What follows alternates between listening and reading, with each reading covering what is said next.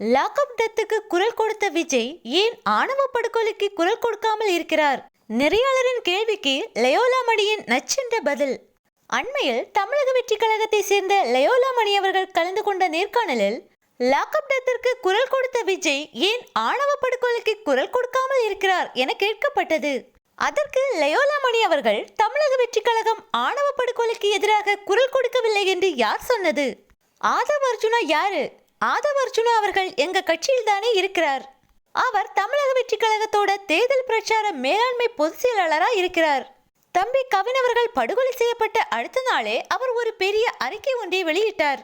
அந்த அறிக்கையில் தனி சட்டம் வேண்டும், சிறப்பு சட்டம் வேண்டும், ஆணவ படுகொலையை தடுக்க வேண்டும், உண்மை குற்றவாளிகளை கைது செய்ய வேண்டும் என்று ஒரு அறிக்கையை வெளியிட்டிருந்தாரு. அந்த அறிக்கையை அவரே வெளியிட்டாரா என்ன? தலைவரோட ஒப்புதல் இல்லாமல், தலைவரோட அனுமதி இல்லாமல் ஆதவ் அர்ஜுனா இந்த அறிக்கையை வெளியிட்டாரா? கிடையாது. எங்க தலைவர் சொல்லிதான் அந்த அறிக்கையை வெளியிட்டாங்க. திருநெல்வேலி, தூத்துக்குடி மாவட்ட பொறுப்பாளர்கள் எல்லாம் கவனுடைய பெற்றோரை சந்தித்து ஆறுதல் கோரி கவனுடைய இறுதி சடங்கு முடிகின்ற வரை தமிழக வெற்றி கழக தோழர்கள் அங்கேயே இருந்தார்கள். இது எல்லாம் எப்படி நடக்கும்? எங்க தலைவர் சொல்லிதான் நடந்தது என்று நெறியாளருக்கு பதிலளித்தார் லயோலா மணி அவர்கள்.